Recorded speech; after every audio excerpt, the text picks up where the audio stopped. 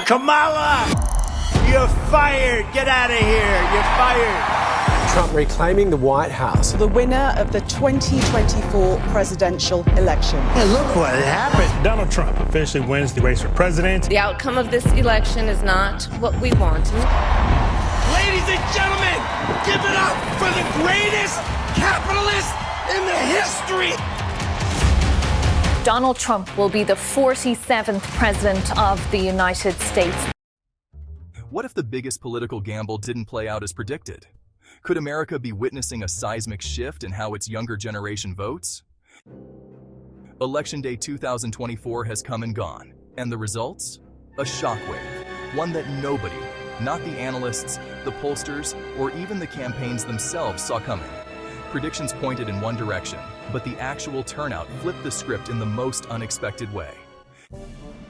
In particular, there's been a huge surprise regarding young voters, especially young men, who've leaned conservative, a trend that's upending political assumptions left and right. So what's really behind this shift? Are the traditional issues driving young voters changing? And what could this mean for America's political landscape?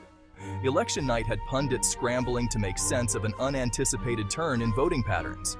Historically, younger demographics, especially men, were assumed to rally around progressive causes: social justice, climate action, equality, you name it. But in 2024, these same voters pulled off a surprise, leaning more conservative and even supporting candidates like Trump, who many thought wouldn't resonate with them.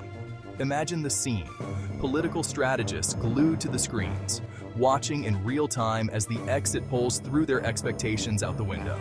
Suddenly, young voters, especially men in their 20s and 30s, voiced something entirely different: a growing dissatisfaction with the current direction, focusing not on identity issues, but on tangible concerns: job prospects, economic stability, safety, and affordable housing. Let's break down what might be going on here. For years, young voters were courted primarily on issues of social justice and progressive ideals, but many in this age group feel that identity politics have overshadowed other pressing issues. They see economic insecurity, crime, student debt, and housing prices as things directly impacting their lives. It's not that these young men don't care about social issues, they do, but they're feeling that somewhere along the way, the big picture was lost, and the focus on labels is crowding out the broader challenges they face.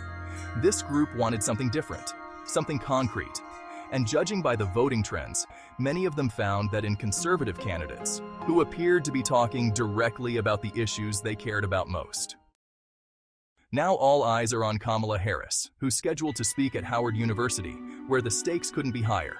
Harris's team likely realizes the urgency here. She needs to address this new, unforeseen wave of discontent while keeping Democratic supporters unified. Her speech at Howard isn't just any public address. It's a chance to explain, reassure, and maybe even adjust course. Harris's advisors are working overtime to cover every angle, knowing that for many disillusioned voters, her words might be their first clue into whether the Democrats understand what went wrong and what's next. But her speech will need to walk a fine line. She'll likely emphasize the importance of recounts and vote transparency, an attempt to demonstrate that they're listening and acknowledging that voters may not be as loyal as they once thought. Will she address these emerging frustrations, or will it be more of the same? For the past decade, Democrats have largely depended on identity politics to rally young voters. The media's reaction has been swift and puzzled. Networks across the political spectrum have scrambled to explain this shift, with questions surfacing like, did Democrats miss the mark on what young voters actually care about? While younger voters have long been champions of progressive causes, this shift suggests they might be looking for a more inclusive focus, a politics that addresses their real-world concerns over their identity labels. And Harris's speech at Howard could signal whether the Democrats will respond to this disillusionment or hold fast to their traditional approach. So, what does this shift mean going forward? For Democrats, the question is stark. Do they adjust their messaging to connect more broadly with the young, disillusioned voter, or do they risk losing this key demographic entirely? As future elections approach, understanding this shift could be the difference between success and another unexpected outcome. This election highlighted a clear message from young voters. They're looking for practical solutions that impact everyone's lives, not just those fitting into identity boxes.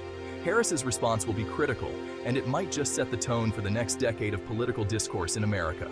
Will politicians start listening to this new wave of young, conservative-leaning voters, or will they double down on old tactics that no longer resonate?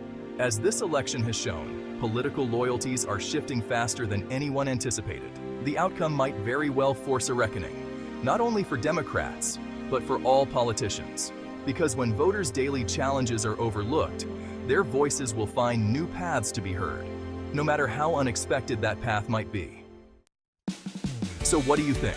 Will this trend reshape how future campaigns target young voters? Let us know in the comments below. And if you want to stay up to date with more political twists and insights, make sure to hit subscribe. Stay tuned.